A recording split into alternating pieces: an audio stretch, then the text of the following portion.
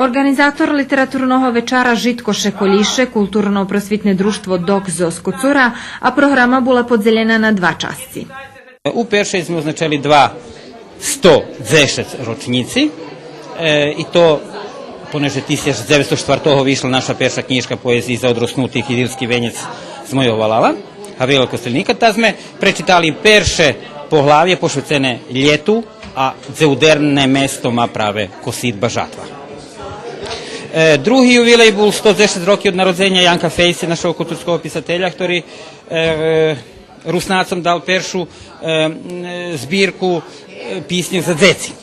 Слухай, Мішу, Міше за діжч добре поріхта.